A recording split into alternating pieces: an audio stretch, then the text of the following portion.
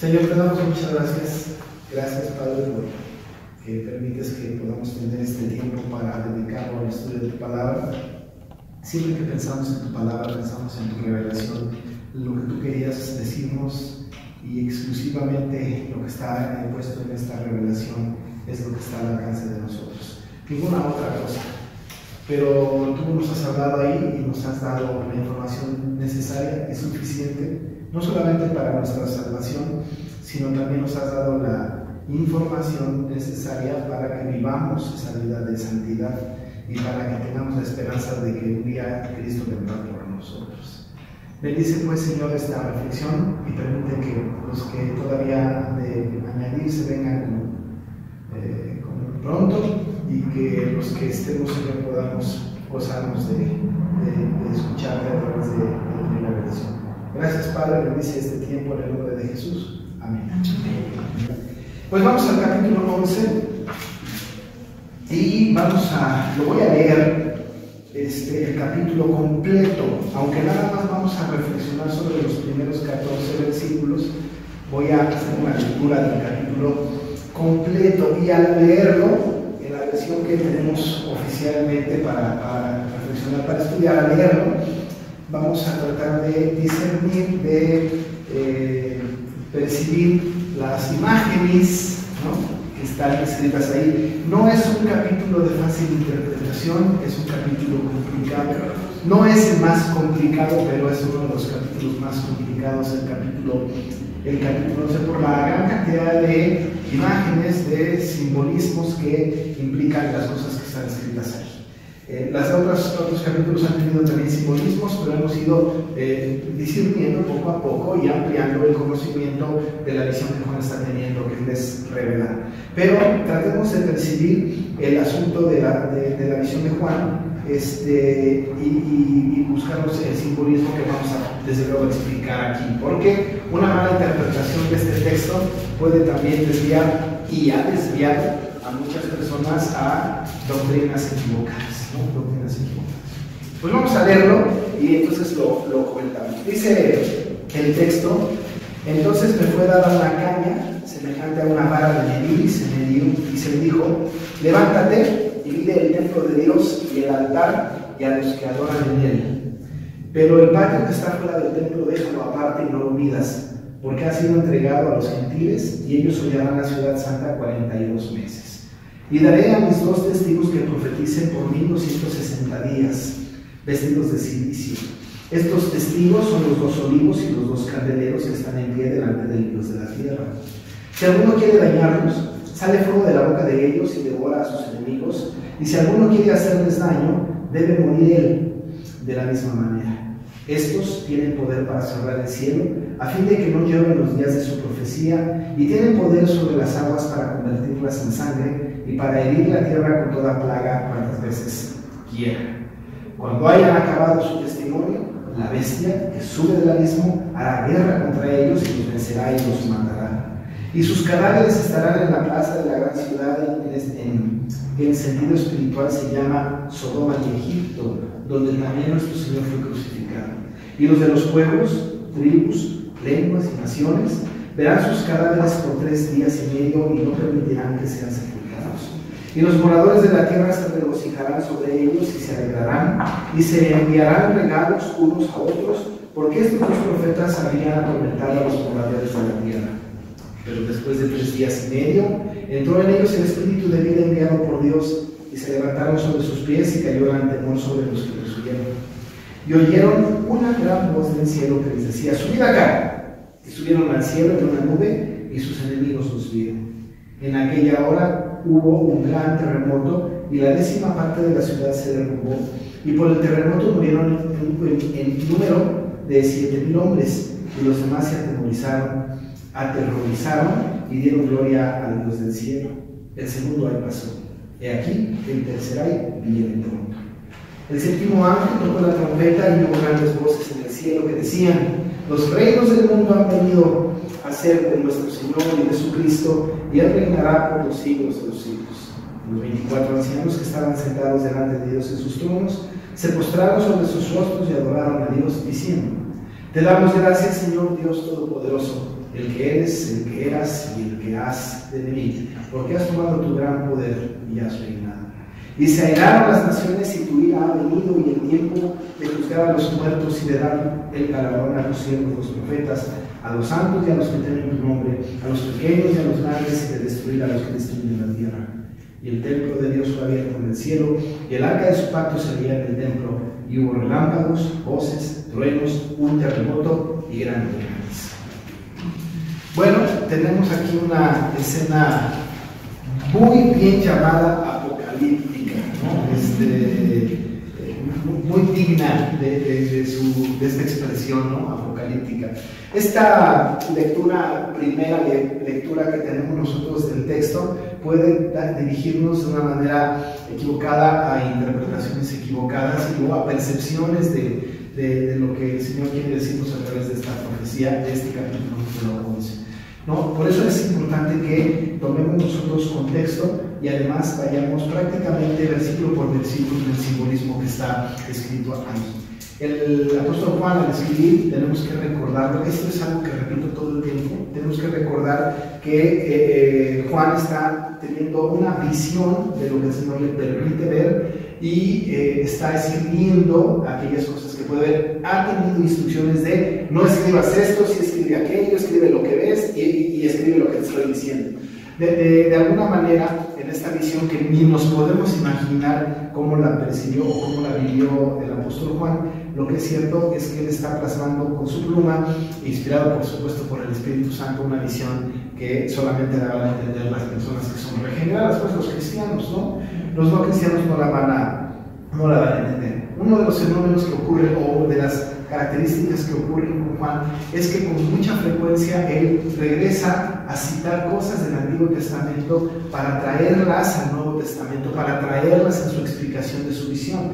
Y no solamente porque él quiere hacer una exégesis de lo que está viendo, sino evidentemente porque cuando hay una situación que está en Apocalipsis y que está también en los apóstoles, o está, perdón, en los profetas, hay una implícita enseñanza de que toda la escritura completamente se complementa para una consecución, para un proceder del pensamiento de Dios en la humanidad. Así que recurre con mucha frecuencia al Antiguo Testamento. Ahora lo va a volver a hacer. Él va a recurrir, ¿no?, al Antiguo Testamento, y no porque él quiera hacerlo, sino porque la visión que ve obliga a que él piense en el Antiguo Testamento y de alguna manera a nosotros nos pone el pensamiento en el Antiguo Testamento. Muchas de las Biblias que nosotros tenemos, al escribir esta profecía, no hay una referencia de qué textos del Antiguo Testamento estamos hablando. No lo hay, ¿no? Sin embargo, a eso es un estudio como este, para que podamos nosotros encontrar en el Antiguo Testamento algunas enseñanzas de la visión que tiene Juan, ¿no? Luego, entonces, otra cosa característica que vamos a revisar aquí en este libro es una tragedia y una esperanza, ¿no? La tragedia es la muerte de los dos testigos, devastadora, terrible, ¿no? Parece ser que la bestia, que es Satanás, el anticristo, gana la batalla, ¿no? Pero tenemos una esperanza porque este texto, sin mencionar la palabra, habla de la resurrección, ¿no? Habla de la resurrección. Y entonces lo vamos a ver en el pasaje. Este pasaje entonces no solamente se convierte en una palabra amenazadora y estresante para los que vamos a sufrir estas cosas, sino que se convierte de repente en una palabra esperanzadora por el asunto que viene al final del capítulo, no solamente del capítulo cuando habla de la séptima trompeta, pero al final de la primera sección hasta el versículo 14.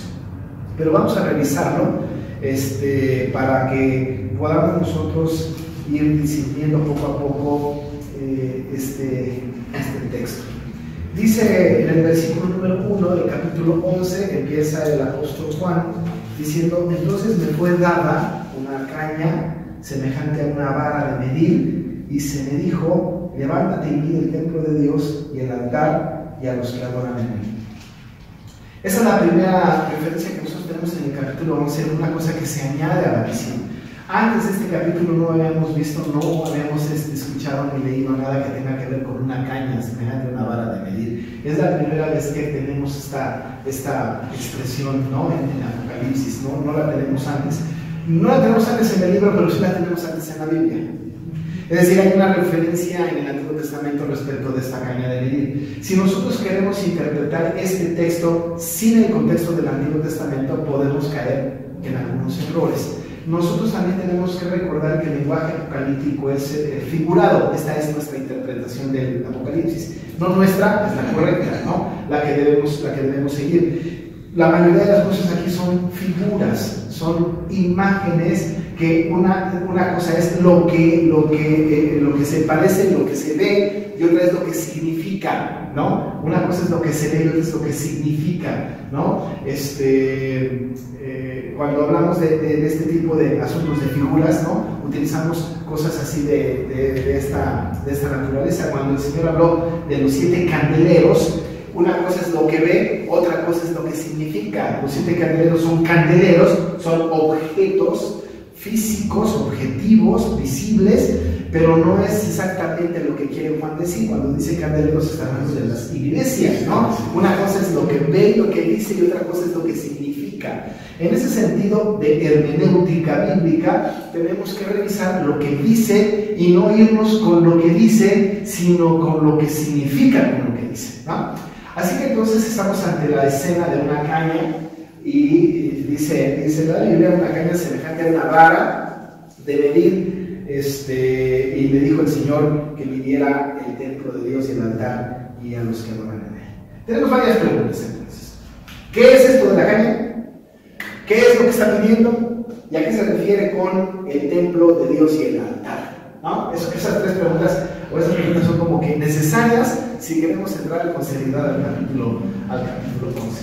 Pudiésemos caer en el error de no prefigurarlo, sino de establecer alguna especie de afirmación peligrosa si decimos que cuando se refiere aquí, por ejemplo, al templo de Dios, puede venir a nuestra mente dos cosas. Una, o el templo físico, ¿no? del tiempo, del templo herodiano, ¿no? En la época de Herodes, o podemos pensar también en el templo de la Nueva Jerusalén, cuando va a descender del cielo al final del Apocalipsis, que viene del cielo descendiendo, y pudiésemos nosotros pensar también en ese templo. Esa es la tendencia, o esa es la tentación que un lector, ¿no? Sencillo como nosotros pudiese de repente decir, pues estamos hablando de Jerusalén, ¿no?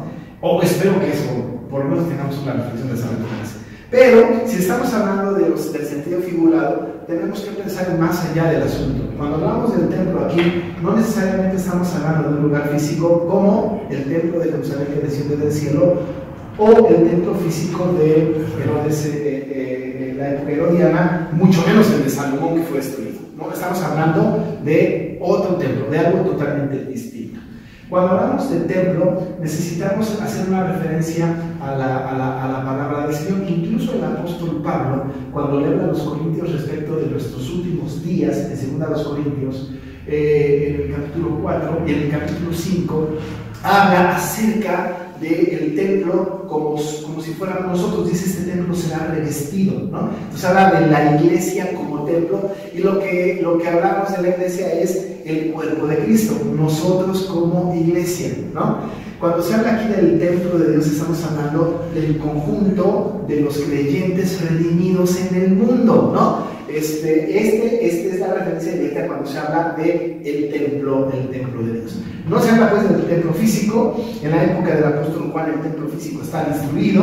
No estamos hablando del templo de la Nueva Jerusalén en ese sentido. Lo estamos más bien poniendo en el sentido figurado. Tampoco estamos alegorizando el capítulo, el versículo, con el afán de decir lo que yo quiero que diga, sino de acuerdo al contexto del pasaje, ¿no? Entonces dice que tenemos claro que el templo de Dios es espiritualmente todos los creyentes.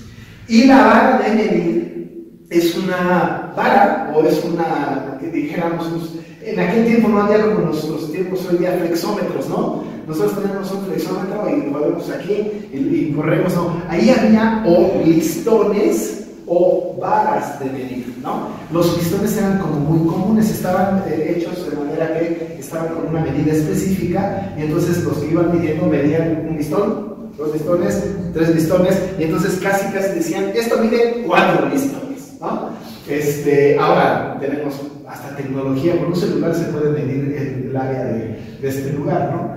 Y también con varas, ¿no? Con varas. Y yo pensé, ¿no? Cuando estaba estudiando esto, cuando mi esposa va a comprar telas a la Parisina o a cosas así, ¿no? Ustedes han visto que las que dependen, las que atienden, tienen unos palos, ¿no?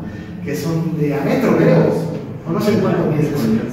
¿Sí, no? Y entonces van a agarrar la tela y ponen el palo otra vez y van haciendo como, no sé cómo le hacen, están bastante bien adiestradas en esas cosas, ¿no?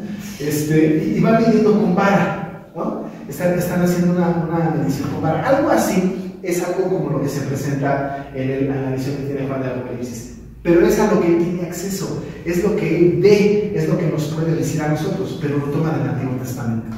No solamente en esta porción midiendo el templo con una vara, una caña como vara de medir, sino también está la referencia en el libro de Ezequiel. Así que vamos a echar un vistazo a Ezequiel 40 y a Ezequiel 42. En Ezequiel 40, en el versículo 5,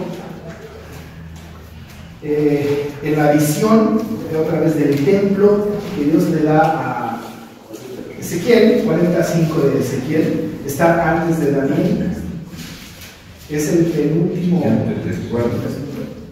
Ajá. Y después del 4. 40, Ezequiel 45. Ajá. Dice, y he aquí un muro fuera de la casa, y la caña de medir, dice Ezequiel, que aquel varón tenía en la mano, era de 6 codos de a codo y palmo menor, y midió el espesor del muro de una caña y la altura de otra caña. Estaba midiendo el templo, ¿no? Esa es la primera referencia que tenemos del templo. Pero si nos vamos al 42, capítulo 42, verso 20, está midiendo el templo, ¿no? Todavía no acaba. Miren nada más cómo utiliza la palabra caña desde el versículo, bueno, desde antes, pero a partir del versículo 16, del 42. Dice, midió el lado oriental con la caña de medir, 500 cañas de la caña de medir alrededor, 500 cañas. Midió al lado del norte 500 cañas de la caña de medir alrededor. Midió al lado del sur 500 cañas de la caña de medir. Rodeó al lado del occidente y midió 500 cañas de la caña de medir. A los 4 lados lo midió. Tenía un muro todo alrededor de 500 cañas de longitud y 500 cañas de ancho para hacer separación entre el santuario y el lugar profano. Notamos aquí que está hablando del lugar santo y del lugar profano. Hay una referencia directa a la caña como un elemento, un objeto que sirve para medir, ¿no? Ese es algo muy importante. La otra referencia que no la vamos a buscar está en Zacarías 2, versículo 1. Pero aquí tenemos en esta visión que el Señor, bueno, está Juan recibiendo una caña, no sabemos quién se la da, ¿no? Pero le están dando la caña. ¿Pero qué está viviendo en realidad? Si decimos que no estamos hablando del templo físico de Jerusalén, que es el lugar santo, el templo santo, entonces, ¿qué es lo que está midiendo? ¿No? ¿Qué es lo que está midiendo? Está midiendo a los creyentes, está midiendo al creyente, está midiendo al cristiano, al redimido, ¿no? Está haciendo una medición. ¿Para qué la hace? Para separarlo de lo profano. Si mide al creyente, y no necesariamente de qué tan altos somos o qué tan anchos somos, sino hace una medición contabilizando no necesariamente nuestras características físicas tanto como nuestro estatus espiritual, ¿no? Mide al creyente, ¿no? Está midiendo al creyente el Señor, y lo dice, ¿no? Y al altar a los que adoran en él, ¿no? Nos mide y nos protege. Pero en esa medición, en el versículo 2, hay una excepción, ¿no? Hay una excepción. Dice, pero el patio que está fuera del templo, déjalo aparte y no lo midas, porque ha sido entregado a los gentiles y ellos hollarán la ciudad santa 42 meses. Ahora, está dejando a un lado el atrio de los gentiles. Ustedes deben de recordar que lo hemos analizado aquí algunas veces, 2 o 3 veces, Estamos hablando y hemos hablado de una manera gráfica de cómo estaba conformado el templo, o por lo menos el lugar santo y el lugar santísimo. Pero es muy evidente y casi pudiésemos decir que es sencillo pensar en esto cuando pensamos que el lugar santo y el lugar santísimo está, en el santo está el atrio interior y el lugar santísimo, y fuera del lugar santo está el otro atrio, que en la época del templo de Jerusalén había atrio para los gentiles, había atrio para las mujeres, ¿no? Y había diferentes patrios, diferentes atrios, ¿no? Eran atrios en donde solamente podían reunirse o congregarse de personas específicas. En el atrio de los judíos, adentro en el lugar santo, no podía entrar ningún gentil. Incluso hubo una época que ni siquiera prosélitos, ¿no? O sea, gentiles que simpatizaban con la fe judía no podían entrar al atrio de los judíos, pero podían estar en el atrio de los gentiles. Hay una distinción evidente entre lo que está en el lugar santo y santísimo y lo que está alrededor del lugar santo y santísimo. La referencia que está haciendo Juan aquí es que no debe de medir el atrio de los gentiles, porque este es el lugar profano, no es la gente cercana al Señor. Estamos hablando de gente que no ha sido elegida por el Señor. Y además dice que ellos, de los gentiles, es decir, los que no creen en Jesús y no van a creer en Jesús, hollarán la ciudad santa 42 meses, ¿no? Es decir, va a haber un ataque en contra de la ciudad santa. Ya sabemos que no estamos hablando de Jerusalén físicamente, estamos hablando del grupo de creyentes, ¿no? Y esto es bien importante porque cada que pasa algo en Jerusalén en nuestros días, le damos una interpretación apocalíptica sí o sí, ¿no? O sea, todo lo que pase allá en Jerusalén casi hacemos, es lo que lo dijo Apocalipsis, ¿no? Pero aquí estamos hablando de que la ciudad santa, el templo de Dios, es el grupo de creyentes. Ellos hollarán, ¿no? La ciudad santa, dice la palabra 42 veces. Entonces mide y separa. Estos son los gentiles, estos son los creyentes. Estos van a padecer, por cierto, estos van a atacar. Y más adelante vamos a ver que estos gentiles van a ganarle a estos creyentes en el Señor, ¿no? Está haciendo una distinción muy evidente y el Señor está dando la instrucción de que tiene que hacer una medición de esta naturaleza, ¿no?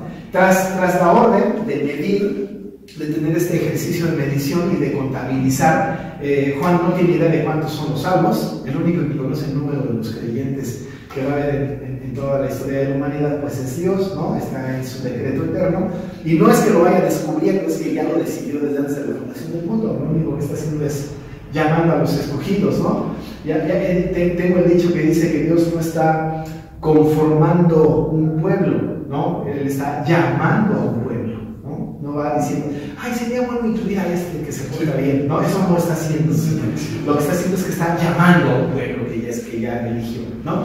En ese sentido ya está el pueblo específico, ya está el pueblo. Pero Juan no sabe ni el número ni nada, pero sí está haciendo esta medición que el Señor está pidiendo, ¿no? Y después de esta expresión de medir, que es muy interesante, se habla acerca de dos testigos, ¿no? De dos testigos. La pregunta así de los comentaristas y de nosotros que no somos tan inteligentes como los comentaristas es, ¿quiénes son esos dos testigos? Hay diferentes versiones de los dos testigos. Hay algunos que piensan, incluso los padres de la iglesia, y cuando digo de los padres de la iglesia, digo todos los que están después de los apóstoles, ¿no? Tertuliano, Orígenes, gente de esta naturaleza, hicieron una interpretación de los dos testigos y dijeron que los dos testigos eran Elías y Enoc. Ahora, esto puede ser así como que, ¿por qué no? Bueno, la deducción de ellos fue porque no murieron, ¿no? Ustedes se acuerdan que Enoc y Elías, no hay registro de su muerte, ¿no? Elías fue llevado en un torbellino de fuego, ¿no? Enoc tampoco experimentó la muerte, y entonces dicen, son Elías y Enoc y Elías, esos dos testigos, ¿no? Pero no tiene el sustento necesario como para poder afirmar esta especulación, ¿no? Otros dicen que son Abraham y Moisés como padres de la era de los patriarcas, ¿no? Pero tampoco tiene como sustento bíblico, y ellos dos sí se murieron, ¿no? Hay tumbas, hay referencias, hay escrito, en fin, ellos padecieron. Estos no pueden ser los dos testigos. ¿no? Entonces, ¿a quién se refiere cuando dice la Escritura o habla de los dos testigos? Bueno, pues cuando habla de los dos testigos, se está refiriendo a la iglesia, ¿no? Ustedes se acordarán que el Señor, cuando hizo la misión de los 70 y cuando mandó predicar el Evangelio, ¿saben cómo los mandó? De dos en dos, ¿no? Entonces, la labor evangelística era de dos en dos, porque si uno cae, el otro lo levanta, ¿no? Se ayudan en la labor evangelística. La labor evangelística sí se puede hacer de manera personal y solo, pero el Señor había enviado de dos en dos, ¿no? Era como una tarea específica que el Señor había mandado en esa época. Cuando se habla de esto, entonces estamos hablando de la iglesia evangelística, estamos hablando de la iglesia profética, estamos hablando pues de la iglesia que proclama las buenas nuevas de salvación.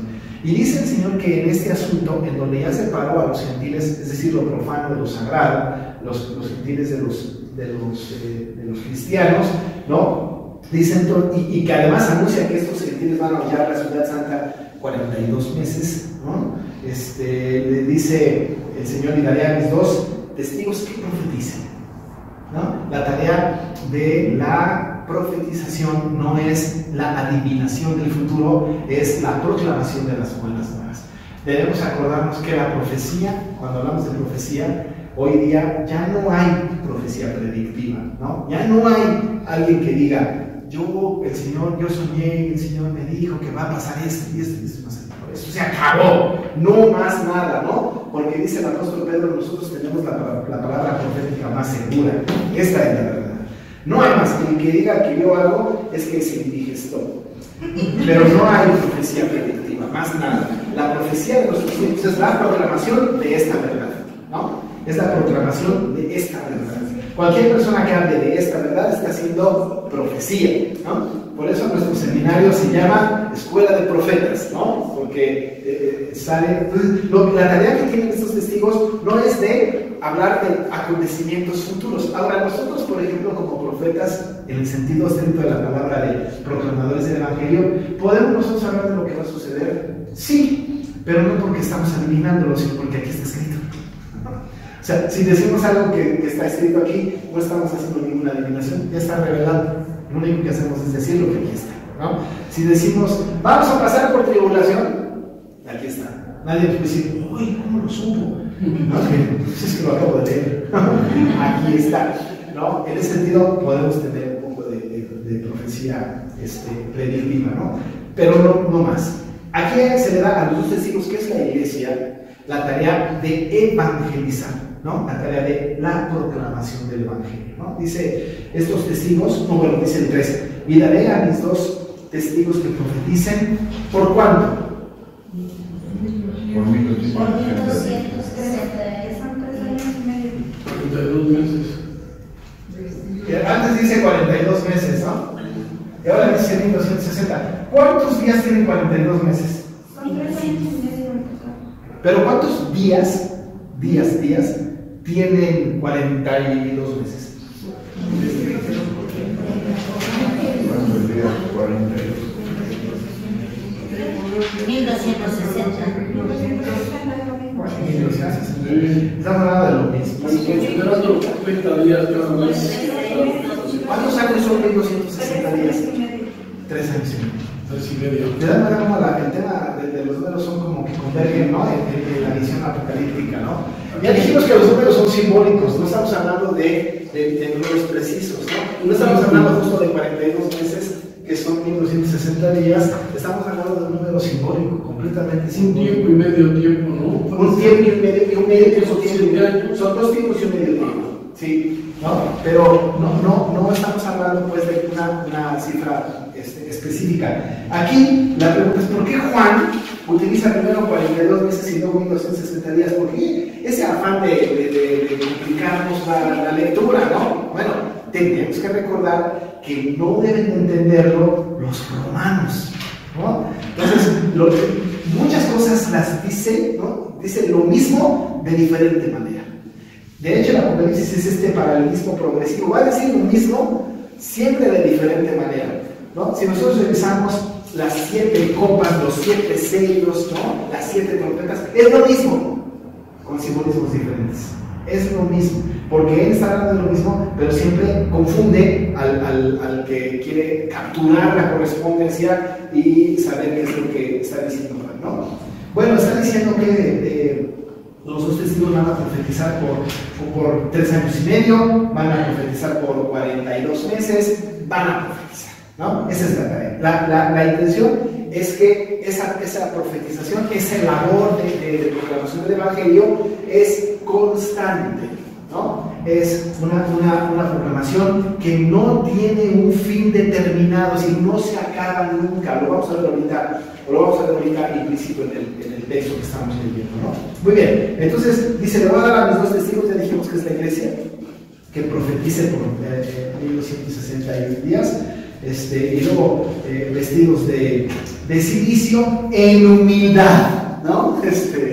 En humildad, no encajaría aquí Kashmir de ninguna manera, ¿no? O sea, sería, tendríamos que decir, estuviera dispuesto a vestirse de silicio, ¿no? Humildad, ¿no? Es la proclamación. Cuando fueron los evangelistas mandados por el Señor a predicar, ellos no tenían ni siquiera que recibir dinero de absolutamente nadie, tenían que hacer un trabajo verdaderamente pío, ¿no? De una proclamación de la Escritura, ¿no? Llenos, dice la palabra, vestidos de silicio. Estos testigos, dice la Biblia, son los 2 olivos y los 2 candeleros. Nos queda claro entonces, porque la iglesia, cuando vimos en la visión al principio, los candeleros, ¿no? Debemos recordar que los candeleros representan a las iglesias. Así que esto da una explicación, Juan, haciendo una referencia a lo que ya había dicho en el capítulo 1. Entonces estos testigos son los 2 olivos, que también hay una referencia en la yo soy la vid verdadera, ¿no? Ustedes los pámpanos, qué sé yo, tiene una referencia pues con los creyentes.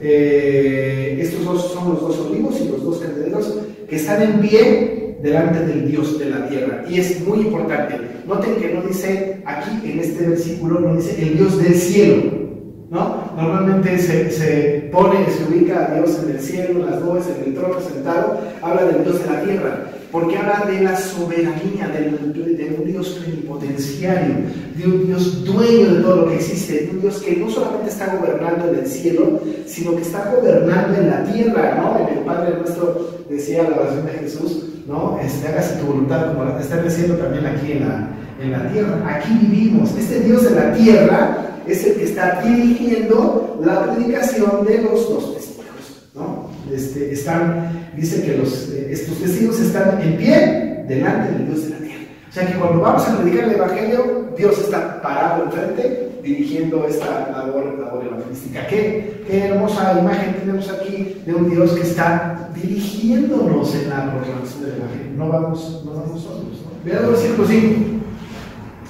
Aquí viene un tema que está interesante, que nuestros primos pentecostales, ¿no? Dicen, ¿no? Lo agarran de aquí, ¿no? Dicen, si alguno quiere dañarnos, o sea, a los testigos que ya dijimos que es la iglesia, si alguien quiere dañarnos en la labor profética, teniendo a Dios en la tierra gobernando el asunto, ¿no?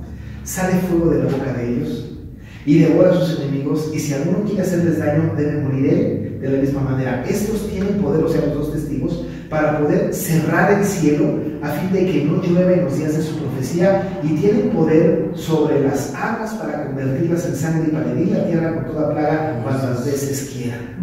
Es decir, el poder, ¿no? Tenemos una mala interpretación de este Señor. Tenemos el poder, incluso una peor interpretación es nuestra boca tiene poder, ¿no? De atar y de desatar y de declarar y de... Este tipo de expresiones no se están refiriendo necesariamente a un poder que no tenemos. Tenemos que recordar nuestra posición. Nuestra posición no es de todopoderosos. Nuestra posición no es esta. Dios no nos ha dado a nosotros esta posibilidad, ¿no es cierto? No nos la ha dado. Lo que está haciendo aquí el Señor en una figura de lenguaje es una hipérbole, ¿no? Es una exageración. Es como decir, ¿no? Que nuestra fe mueve montañas. Ahora, ¿ustedes conocen a alguien que su fe haya movido por su fe haya movido una montaña? Yo no. Es una manera de decir, ¿no? Que nuestra fe puede ser capaz hasta de eso, ¿no? ¿no? Como cuando dice Malaquías que el Señor abrirá las puertas de los cielos y derramará bendición a nosotros hasta que sobreabunde, ¿no? Dice, prueben esto, ¿no? Si no soy capaz yo de hacerlo. Soy tan capaz hasta de abrir las ventanas de los cielos y derramar bendición hasta que sobreabunde. No significa que lo va a hacer, significa que ese es el límite al que puede ser capaz, ¿no? ¿No? Diríamos nosotros podemos predicar el Evangelio, seríamos capaces hasta de que el ángel de la independencia emprendiera el vuelo. No significa que el ángel de la independencia se va a poner a volar, pero es una manera, es un hipérbole, es una manera exagerada de decir el grado de fe que tenemos, el grado de profecía que tenemos, el grado de la predicación del Evangelio que tenemos. No que lo vayamos a poder hacer, sino que ese es el tamaño de proclamación que tiene el creyente, ¿no? O sea, dice el texto y hace referencias al Antiguo Testamento, particularmente a Elías, particularmente a Moisés y Aarón, ¿no? Hace referencias a estos eventos en donde sí, el Señor le permitió a Elías, a Moisés y a Aarón hacer lo que dice el texto, ¿no? Dice el pasaje que si alguno les quiere dañar, o sea, alguna persona nos quiere dañar, ¿no? Sale fuego de la boca de nosotros. Hasta ahorita no ha sucedido eso. O sea, nadie, ¿no? En la historia de la humanidad, así como que salga fuego de nuestra boca, nada. No es posible. Lo que estamos hablando aquí entonces es una figura de lenguaje.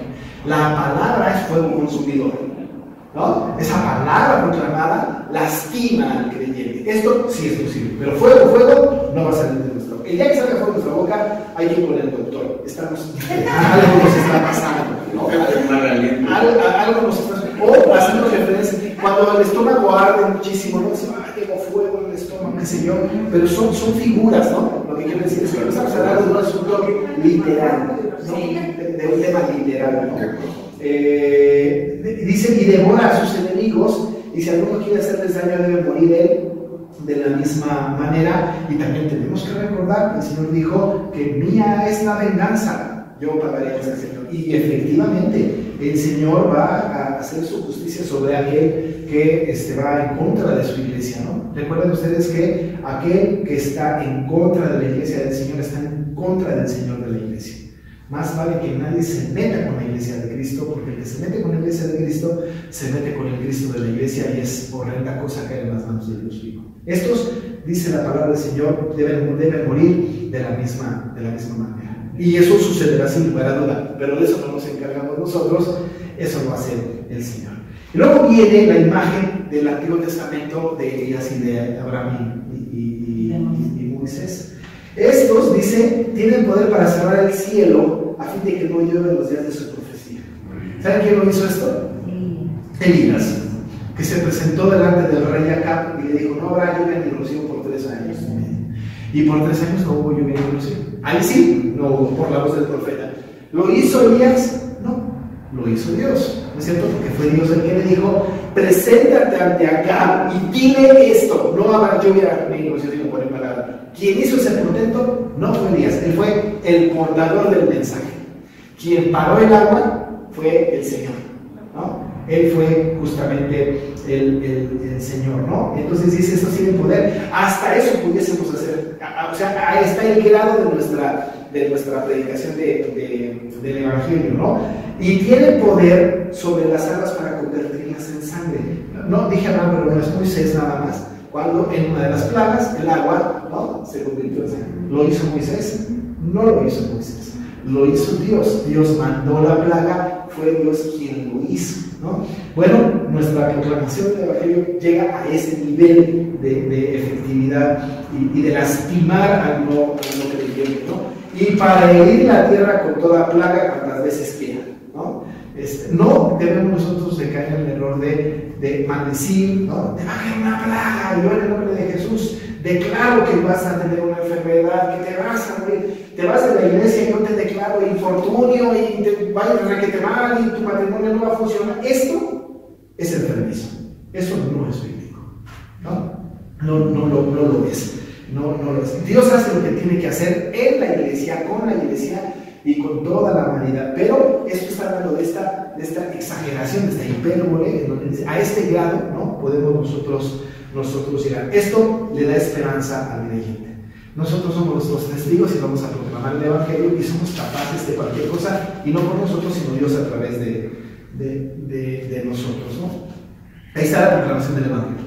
Esa proclamación del Evangelio implica que va a haber adversarios, ¿no? O sea, es obvio que está implicado que va a haber una adversidad, ¿no? Que los gentiles estos que hullarán la tierra, dice la palabra, ¿no? 42 meses o 1260 años, va a ser un ambiente antagónico sin lugar a dudas. Nuestra fe es inquebrantable, es de tal tamaño que hasta pudiésemos convertir el agua en sangre y pudiésemos hacer que no llueva y pudiésemos hacer que salga boca de fuego de nuestra boca. No va a pasar, pero ese es el grado de fe y de evangelio que tenemos. Luego entonces habla de cuando el testimonio, es decir, cuando la profecía se acabe, es decir, cuando ya terminemos de hacer la labor profética. ¿Cuándo terminaremos de hacer la labor profética? ¿Habrá algún indicio bíblico de eso? Sí hay, ¿no? Pero no tiene una fecha específica, ¿cierto? Dice la palabra. Versículo 7. Cuando hayan acabado su testimonio, o sea, ya se acabó de la predicación de la palabra, la bestia,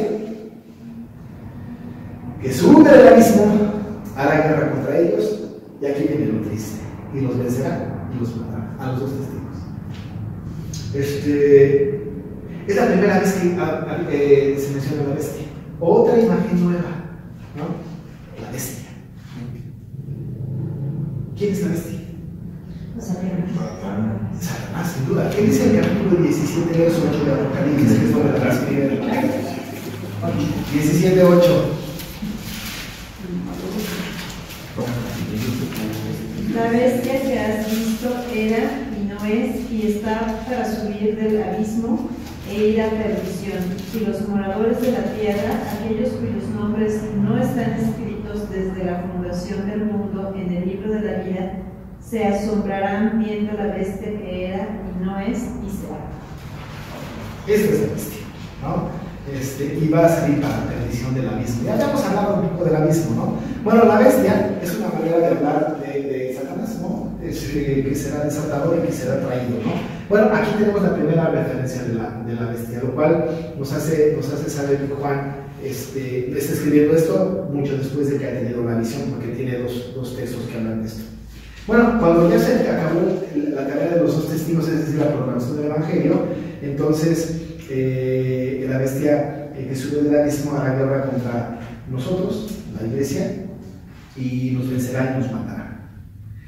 Dice el Señor Jesús en su discurso del fin del mundo, si hay alguien que tiene autoridad para hablar del fin del mundo es Cristo, ¿no?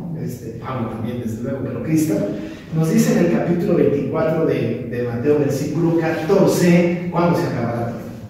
¿Qué dice Mateo 24, 14? Mateo 24, 14. Está hablando del discurso del fin del mundo, 24, 14. Será predicado este evangelio del reino en todo el mundo para testimonio a todas las naciones y entonces vendrá el fin. Ahí está, ¿no? Será predicado este evangelio, ahí están los dos testigos predicando el evangelio. Será predicado este evangelio del reino en todo el mundo, dice el texto, para testimonio a todas las naciones. Pero ese testimonio se acabará según Apocalipsis, ¿no? Y entonces vendrá el fin. ¿Cuándo vendrá el fin? Cuando se haya predicado el evangelio del reino en todo el mundo para testimonio a todas las naciones. Lo que significa es que ahorita el evangelio no se ha predicado a todas las naciones, porque no ha venido el fin. El fin vendrá cuando el evangelio se haya predicado a todas las naciones, el testimonio haya ido a todas las naciones. Bueno, un día eso pasará. Un día el evangelio será a todas las naciones. Cuando el testimonio acabe, dice Juan, ¿no? Cuando haya acabado el testimonio, entonces va a suceder esto, vendrá el fin. Tenemos que pensar entonces que el inicio del fin, mero fin, es el desatamiento de la bestia, ¿no? Es decir, la bestia desatada, la bestia que emerge del abismo, y entonces hará guerra contra los moradores de la tierra, ¿no? No es la batalla del Armagedón famosa, esa es otra cosa. Hará guerra contra nosotros, ¿no? Allá habla de la palabra profética, se levantará nación contra nación, la bestia se va a desatar, y no será un tiempo milenial, ¿no? Así de que nos vamos a ir con el Señor y luego aquí se va a quedar el desastre y nosotros no lo vamos a vivir. No, nosotros no vamos a vivir. No hay un tiempo milenial. Y va a vencerlos. Y miren nada más la imagen.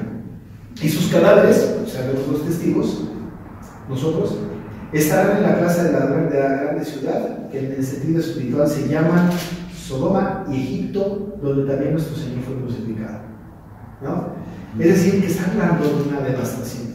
Va a haber muerte para algunas personas, muchas personas creyentes en el Señor. Sodoma, la referencia de Sodoma es una referencia a la inmoralidad, y Egipto es una referencia a la persecución, ¿no? De tal manera que nuestros cadáveres estarán en la plaza de la gran ciudad, que en sentido espiritual es inmoralidad y persecución, ¿no? Esa es la referencia de Sodoma y Egipto, donde también nuestro Señor fue crucificado. Es decir, así como Cristo, ustedes pueden recordar históricamente, murió, ¿no es cierto? Murió. Y aquí, y su cadáver estaba colgado en una cruz, hasta que José de Arimatea reclama el cadáver para ser enterrado en una tumba, ¿no? Pero ahí se hubiera quedado, comido por las aves o de rapiña, ¿sí? Ahí se hubiera quedado, ahí el cuerpo, ¿no? Cuando en la época de los romanos querían deshonrar el cuerpo, no lo enterraban, lo dejaban muerto, ¿no? No solamente en la época de los romanos, también en el Antiguo Testamento eso sucedía. Ustedes pueden recordar que el cadáver de Jezabel, la sangre de Jezabel fue lamida por los perros, ¿no? Es decir, es tan impura, ¿no? Consideramos tan impropio, y la deshonra lo dejamos ahí a que se pudra y que se lo coman los perros y los animales y qué sé yo. Es nefasto el asunto. Si alguien tenía una muerte digna y era respetable, entonces lo llevaban y lo enterraban en algún lugar, pero a los que no, los dejaban ahí muertos a ser comidos por los animales. Esa es la imagen, ¿no?, que tiene Juan en ese sentido, ¿no? Estarán en la plaza de la gran ciudad, que en sentido espiritual se llama inmoralidad y persecución, y que algunos de sus hijos fueron crucificados. Ahí fue. Ese es un destino terrible. Y añade: y los de los pueblos, tribus, lenguas y naciones verán sus cadáveres por 3 días y medio y no permitirán que sean sepultados, justo para la deshonra, ¿no? Aparentemente hay una victoria, ¿no? Hay una aparente victoria de la bestia, ¿no?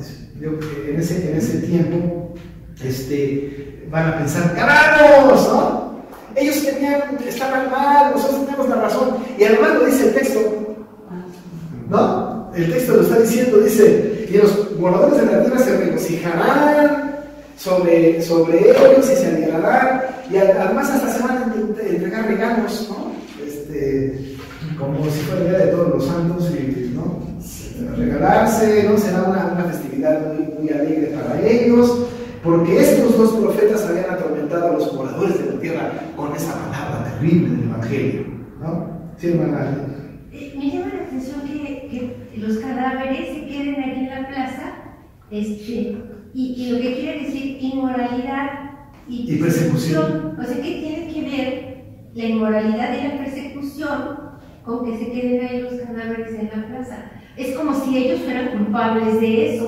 Es como si ellos fueran culpables de eso, pero no lo son. No lo son. No lo son. Pero hay que recordar que los creyentes vamos a recibir testimonio de falsos testigos, ¿no? Nos van a acusar y echar en la cárcel. Apenas el domingo prediqué sobre Santiago, que estoy empezando a predicar sobre Santiago.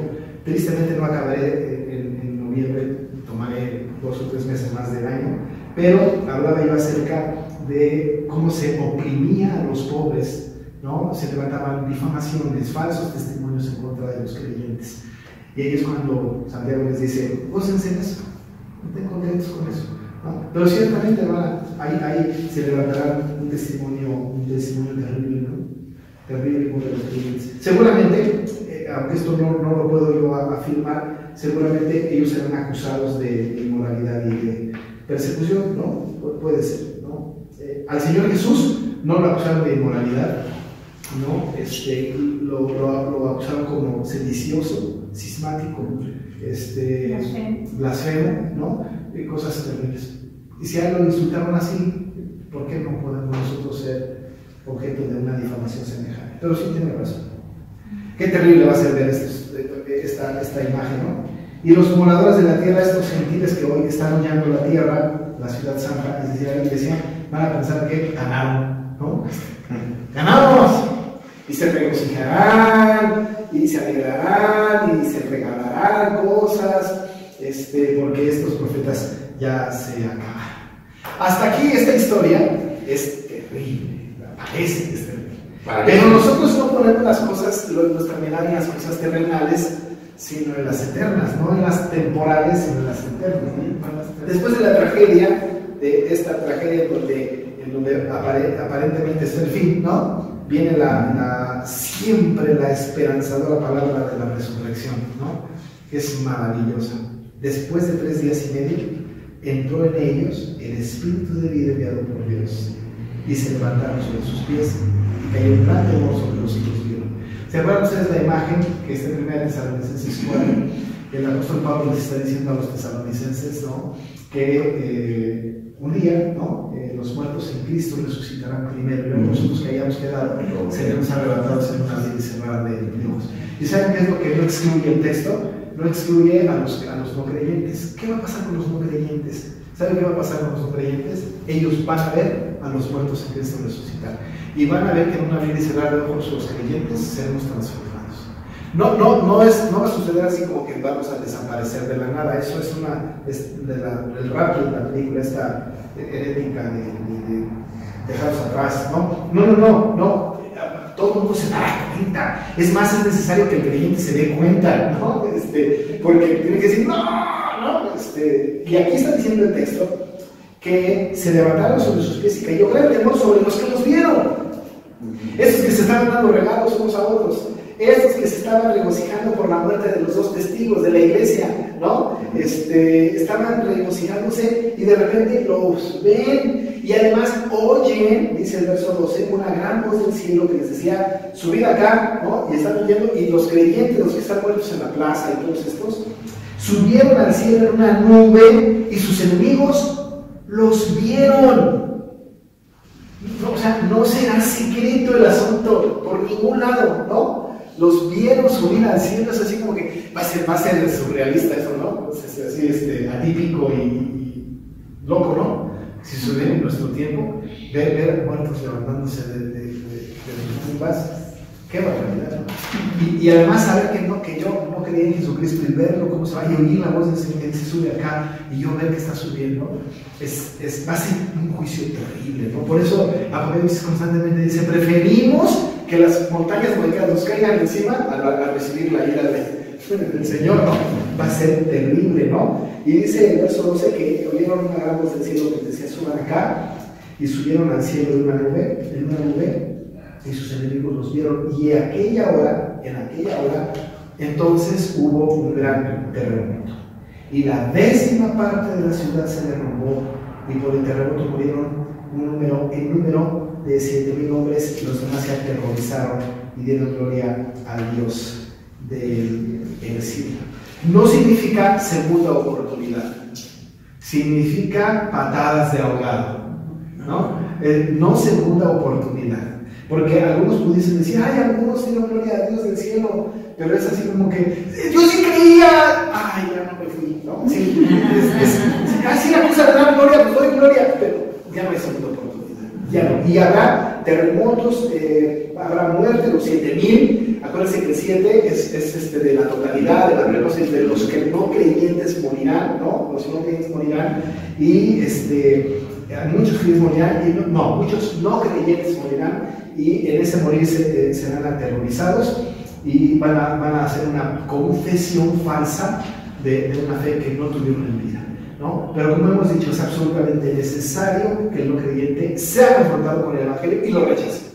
Es absolutamente necesario, ¿no? A veces nosotros vamos a predicar el Evangelio con el afán de que la gente acepte, pero tenemos que recordar que tenemos que predicar el Evangelio también para que el no creyente rechace, ¿no? Ahora, como no sabemos quién es uno y quién es otro, vamos nosotros siempre con el afán de que el Espíritu Santo llame quizá a alguien que haya escogido, ¿no? para la fundación del mundo, ¿no? La resurrección pues es evidente aquí, y es una palabra de verdad esperanzadora, ¿no?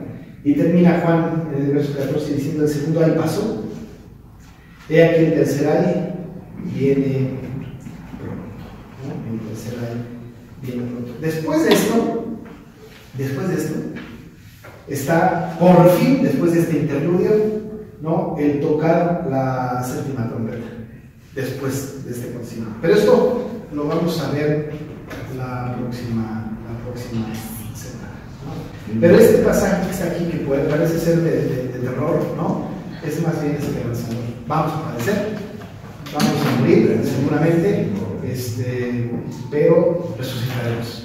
Como Cristo resucitó al tercer día, nosotros vamos a resucitar también juntamente con Cristo. Y entonces, ahí está la verdadera victoria. Ellos piensan que van a ganar y la verdad es que nosotros vamos a ganar. Por eso somos nosotros más que vencedores. Más que vencedores. Ellos son vencedores, nosotros más que vencedores. Bueno, vamos a hablar. Te damos muchas gracias, Señor, porque podemos confiar en que nosotros, los dos testigos, la iglesia, seguramente, Señor, en la proclamación del Evangelio tendremos aflicciones, persecuciones, quizá muerte, pero nosotros sabemos, Padre, que la recompensa de la labor evangelística y profética de nosotros no se encuentra en una recompensa terrenal, sino que se encuentra, Señor, en una recompensa espiritual, en las cosas eternas, porque un día entonces nos recogerás y nos llevarás contigo para siempre. Muchas gracias por esto, Señor. Ayúdanos para que podamos resistir la prueba y a pesar de los ataques de Satanás, podamos mantenernos en pie en la proclamación de un evangelio que te pertenece a ti. Gracias, Señor, pues, por este libro que nos dirige hacia lo que es importante y nos conforma nuestra fe. En el nombre de Jesús te pedimos que nos lleves a casa ahora. Amén.